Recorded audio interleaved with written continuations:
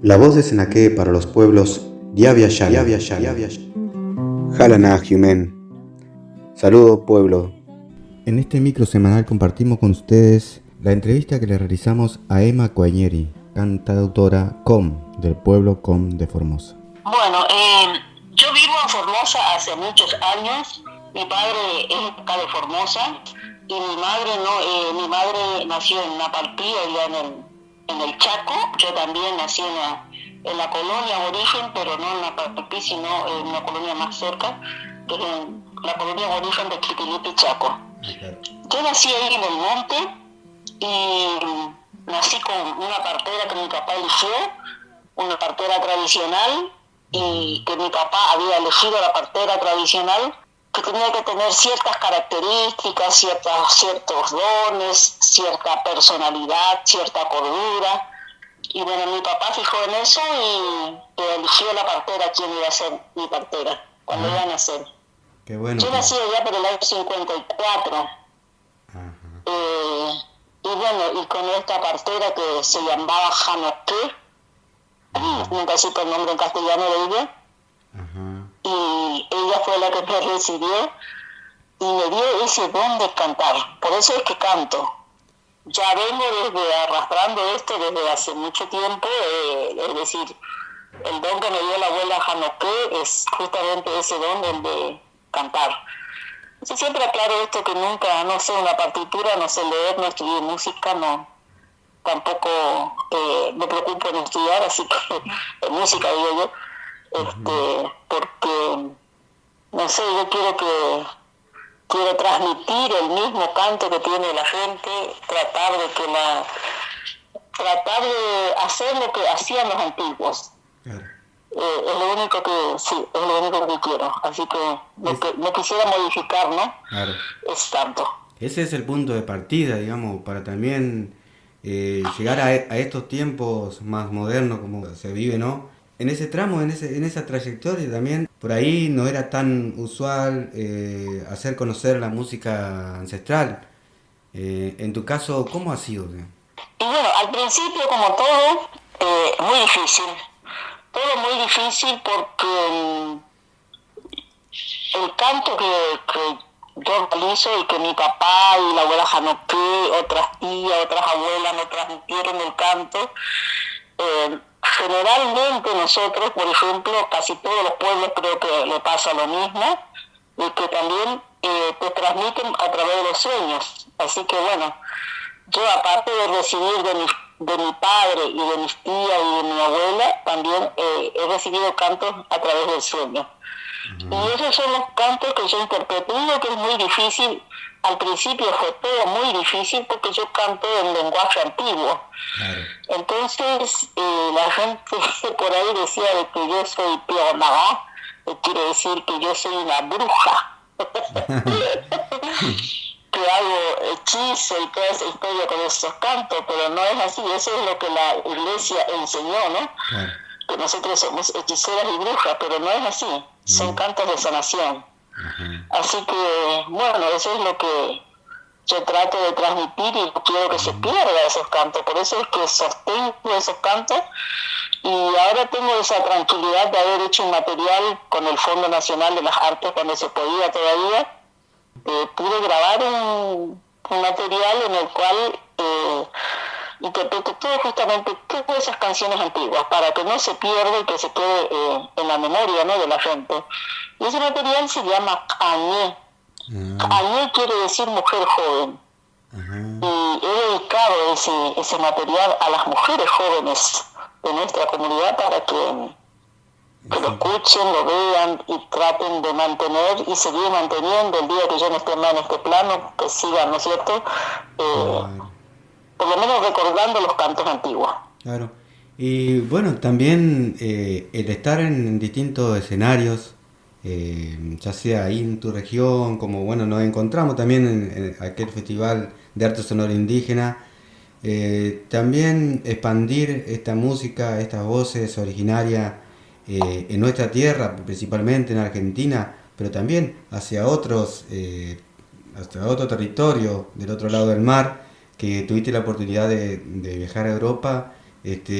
¿Cómo fue esa experiencia y cómo has recibido estos cantos milenarios?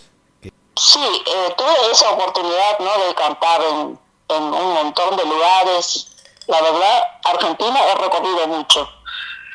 Creo que me faltan 2 provincias nada más, pero la Ah, mayoría he recorrido todas las provincias, las comunidades, visitando las comunidades también, así que tuve esa oportunidad de hacerlo. Y también he viajado por otros países acá en América, y hace poco estuve en Alemania cantando. Hemos hecho la apertura del festival de canto, del festival indígena que se hizo en Alemania. Tuve la oportunidad de estar ahí con otro hermano que se llama el grupo de Esquina Con, que son ujú, jóvenes que hacen una música hip hop, algo así, ujú, pero muy lindo. Rescato lo que ellos hacen, a pesar de que están muy castigados también, ese estilo de canto, pero lo que yo rescato es que ellos mantienen la lengua. claro. Y a nosotros nos interesa mucho mantener la lengua, que siga sobreviviendo la lengua. No queremos que se muera nuestra lengua. Y bueno, también como estuviste diciendo que anduviste por toda la Argentina, también hubo un tiempo, bueno, porque no es tanto tiempo que los pueblos originarios empezaron a levantarse y a empezar a transmitir su cultura y su lengua. Acá en Argentina, vamos a decir que en los años 80 que se creó el Instituto Nacional de Asuntos Indígenas, en adelante, si bien vos venías anterior, ¿cómo ha sido esos momentos que por ahí los pueblos originarios no eran tan visibilizados o se lo creían extinto en muchos casos? Claro, yo tuve la oportunidad yo trabajé en una escuela de la comunidad, y en ese momento, le hablo de la década del 77, 78, antes de la democracia. Claro. Todavía yo no cantaba todavía, pero sí ya tenía mis propios cantos, pero en público no lo cantaba. Pero como por ahí se me daba esa responsabilidad de organizar un acto, por ejemplo, y a mí una vez se me ocurrió traer a un hermano del Colonia La Primavera, al hermano Juan Nogochiri, Ujú. y yo sabía de sus cantos tradicionales. Ya falleció el hermano con su esposa, ya eran ancianos en aquella época, así que, y él vino con su bombo, con sus plumas, con su chiripa, y bueno, y vino con todas sus pezuñas, las plumas, y estaba, pero a mí me emocionó verlo, ¿no? Así, con ese vestuario, Ujú. todo lo que se puso, y se puso a cantar en la escuela para los niños en un acto. Y a mí Ah, eso me re emocionó, porque yo digo, los chicos no se olvidan nunca de esto, si ven las cosas así. Y él lo cantó tan bien, tan lindo, cantó en lengua com, cantó él junto a su esposa, y él se llamaba Juan Nogochiri. Y lo traje y cantó en la escuela, y fue algo inolvidable eso para nosotros, ujú, inclusive para los niños, ¿no? Porque ujú, por ahí hay algunos jóvenes, ya son papás ya ahora, que lo ujú, recuerdan a Juan Nogochiri. Eso es lo que nosotros, como músicos, como transmisores de una cultura, de un saber, nosotros queremos que permanezca eso en la memoria de los claro. chicos. Es importante eso, así que bueno. Y eso fue después, en la década del 80, empecé a cantar, empecé a salir, empecé a mostrar lo que es lo nuestro. No lo hacía casi en lenguaje antiguo, pero sí lo hacía otros temas, por ejemplo, que tenía más pronunciaciones de palabras actuales en com. Ajá. Y bueno, sí, me fue muy difícil. Nunca bajé la cabeza, seguí porque yo sabía que tenía que seguir eso, y mi padre me daba esa fuerza. Ujú. Mi padre falleció en el año 2001, así que a los 92 años, y él siempre aprobaba lo que hacía, así que yo siempre le consultaba y le decía, mira, quiero hacer esto, quiero aquello, quiero... Y él siempre aprobaba lo que yo hacía y le gustaba lo que yo hacía, y él me transmitía los cantos. Eso Qué bueno. fue una conversación muy larga y profunda con mi padre, que hemos tenido un contacto maravilloso con mi padre. Fundamental, digamos, eso, digamos, que a uno lo alienta y sobre todo ser querido, ¿no? También creo que tu impronta al momento de subir al escenario lleva toda esta historia dentro y así lo expresás tanto en voz como corporalmente. Se te ha visto de esa manera.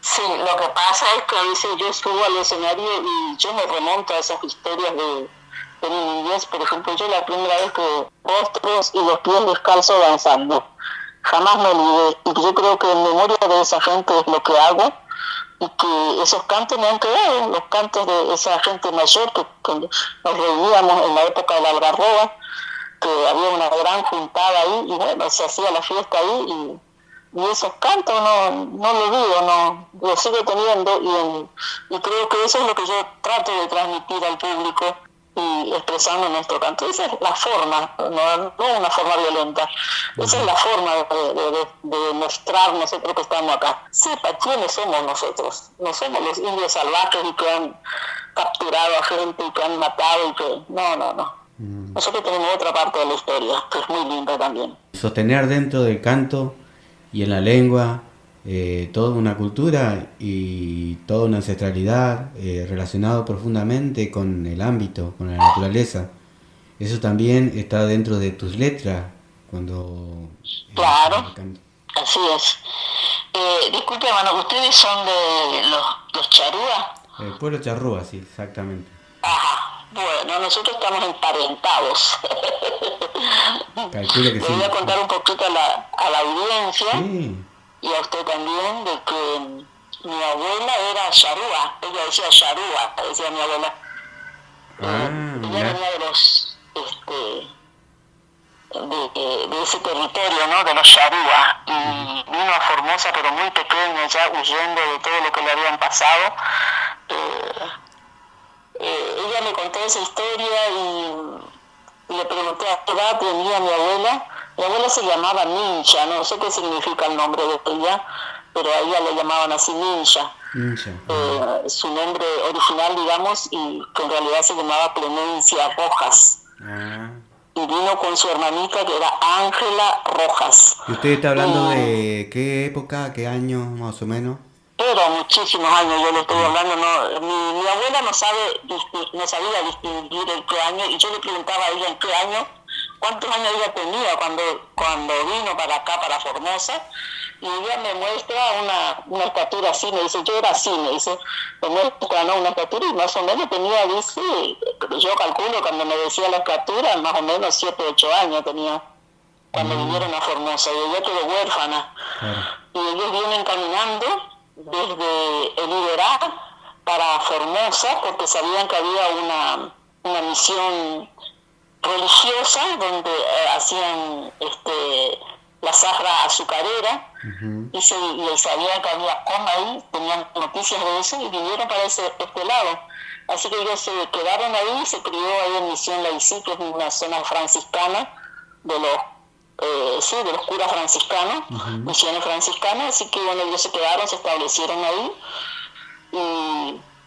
y bueno, pero ella me contó muchas historias después, mi abuela, yo habría tenido 17, 18 años cuando ella me contaba esa historia, porque yo siempre preguntaba, y tal es así que yo escribí la historia de mi abuela, empecé a escribir la historia, todavía no le pongo el final, pero en época de la pandemia, dije, bueno, voy a hacer la historia de mi abuela. Ella me contó tantas cosas, mi abuela, y aparte de eso, mi abuela hablaba perfectamente el guaraní.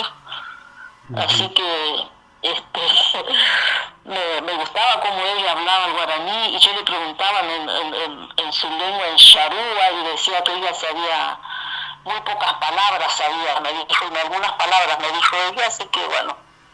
Así quedamos y bueno, espero poder seguir buscando cosas de ella, ¿no? Pregunto a mis parientes, a mis primos, a mis tías y sigo indagando, así que todavía no le di final a la historia de ella.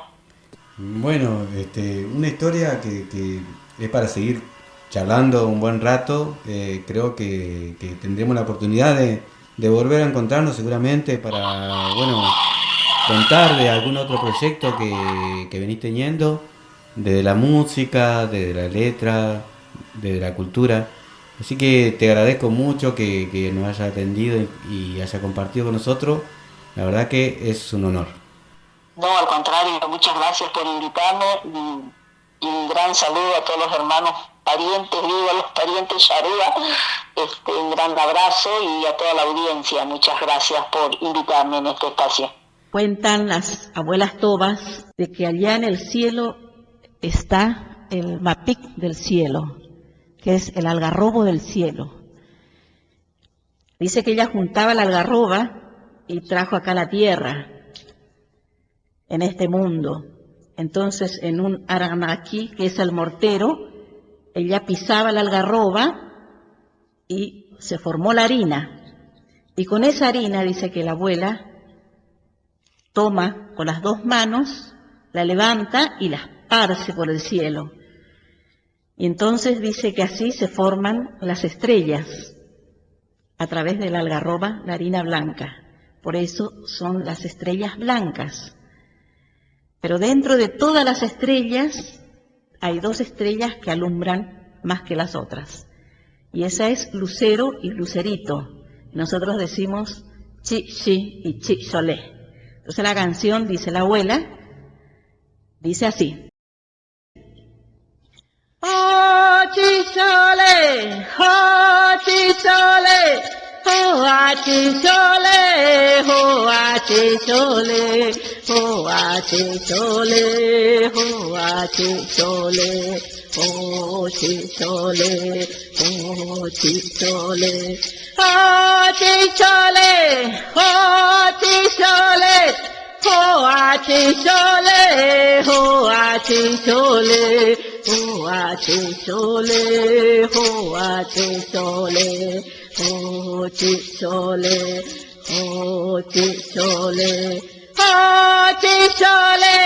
ho chi chole, ho a chi chole, ho a chi chole, ho a chi chole, ho a chi chole, ho chi chole, ho chi chole.